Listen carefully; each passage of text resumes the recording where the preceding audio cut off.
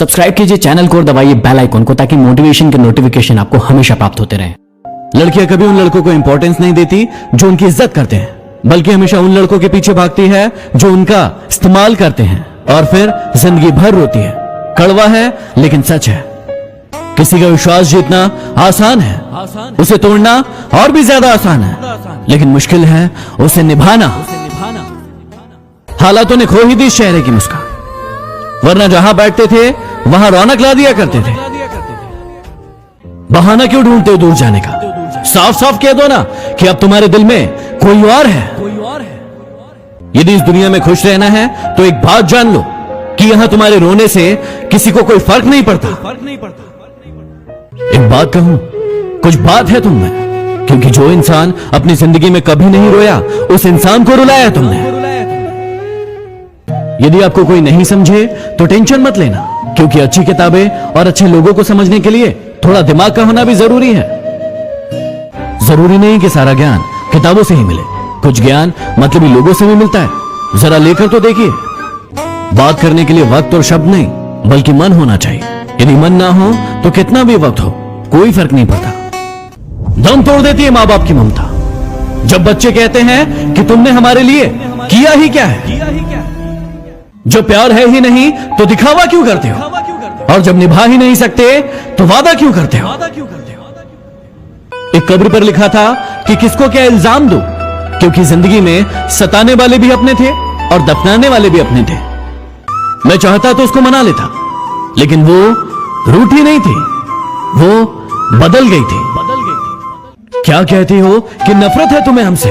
अरे क्या कहती हो कि नफरत है तुम्हें हमसे? ये तो बताओ कि इश्क था ही कब तुम्हें हमसे।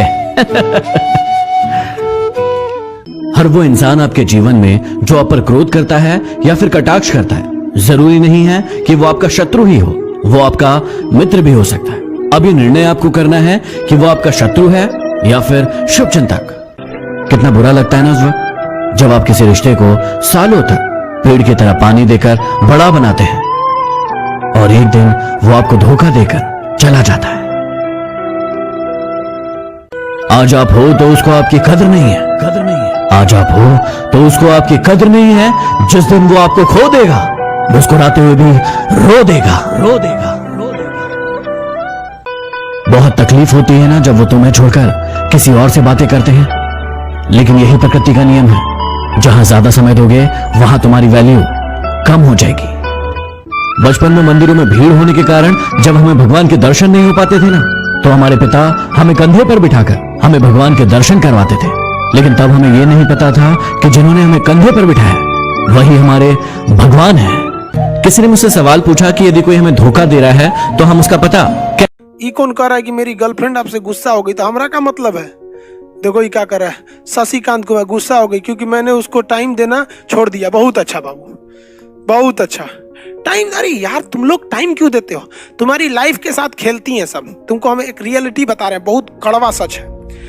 तोरी अगर तुम्हारा गर्लफ्रेंड है, तुम अगर उसको अब वो घर पे गई है, मान लो पढ़ने आई है दिल्ली, पटना, जयपुर, झारखंड, रांची, तो कोई बात नहीं। अगर घर गई है तो बोल के जाएगी फोन मत करना, और गलती से तुम फोन कर दोगे, चार गरियाएगी तुमको, चार गो बात सुनाएगी। तोरा समझ में नहीं आता है, पापा बैठे थे, मम्मी बैठी थी, भैया बैठे थे।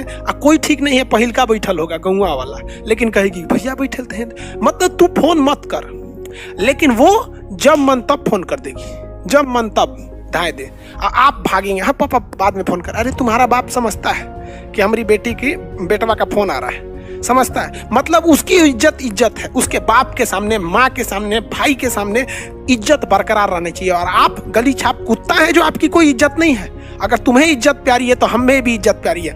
हम हिंदुस्तानी हैं, हमारी मान सम्मान के बाद ही कुछ चीज आता है, चाहे वो गर्लफ्रेंड हो, पैसा हो, नौकरी हो, भाड़ में जाए, सब कुछ हमारा मान सम्मान रहना चाहिए। अगर तुम हमारी इज्जत की परवाह नहीं करोगी, जब मन तब फोन करोगी, जब तुमको टाइम रहेगा तब बतियाओगी, तो जब मन तब हम भी करेंगे, और जब हमारे पास टाइम रहेगा तो हम भी बतियाएंगे। तो भाड़ में जाओ ससुरा। 56 करोड़ महिलाएं हैं भारत में।